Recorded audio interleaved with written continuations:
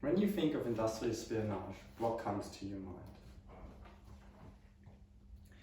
Corporate or industrial espionage is actually about using techniques to extract financial and commercial information from other companies.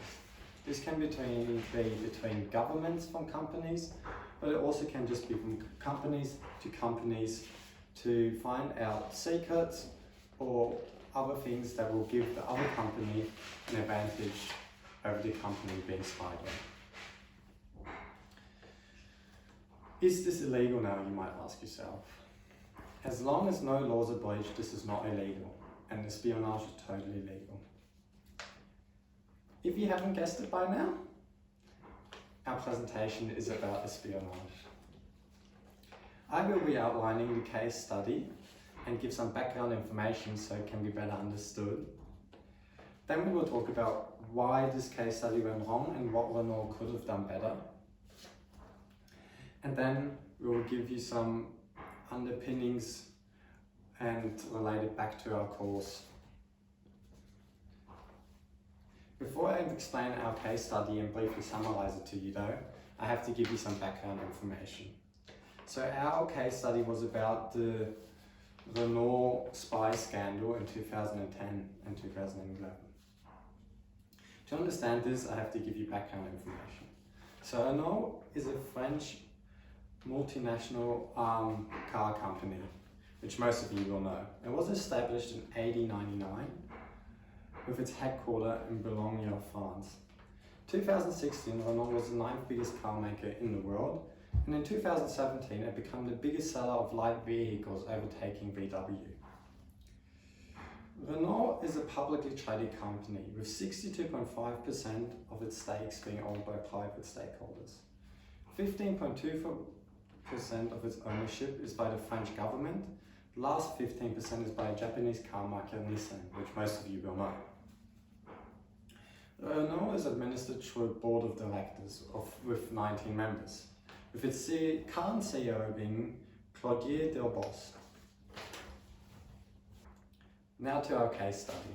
Starting in 2010, with the growing popularity of electric cars, Renault and Nissan invested 4 billion euros over 4 years to develop 3 to 4 new electric cars.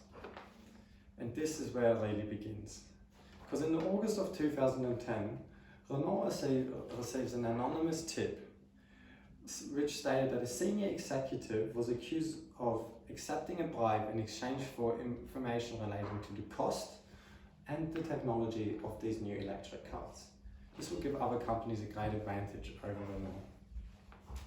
This resulted in Chief Operating Executive Patrick Pilate launching a 4-month internal investigation. When this ended, it was found out that the company was targeted by a systemic organization collecting economic and strategic information from interest abroad. The company's compliance committee was also alerted because of unethical behavior, and 3 senior executives of the electronic board were dismissed and charged for unethical behavior, corruption, and breach of trust. Now, you might think this is all good and this is where the case study ends, but this is where Renault's problems really start. As Renault is partly owned by the French government, they got involved with the president wanting an investigation into if the Chinese government was involved in the scandal. This puts strains on relation to China, where most of Renault's car parts come from these days before being assembled in France. But it gets even worse than this. As the charges against the 3 fired executives were dropped due to a lack of evidence, as it turns out, Renault was tricked in an engineered affair to defraud the company. This was admitted by Patrick Pilate on the 3rd of March. A police investigation found accounts in Spain and Dubai with money that was given to Dominique Gravier, who was an employee within the security department who led the internal inquiry.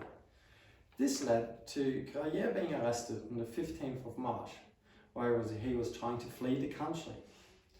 Renault's audit committee also found a series of missteps that happened after they had received the tip. So, what was the result of the scandal? Patrick Pilati resigned, Dominique Gravier was fired, one of the wrongful and terminated employees got reinstated, and the other two got damages from the company.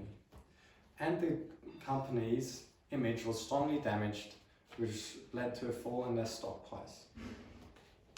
Looking at this, it can be said that Renault's stated goals of the investigation weren't met, as people might have been pressured into finding results even though there were no results there.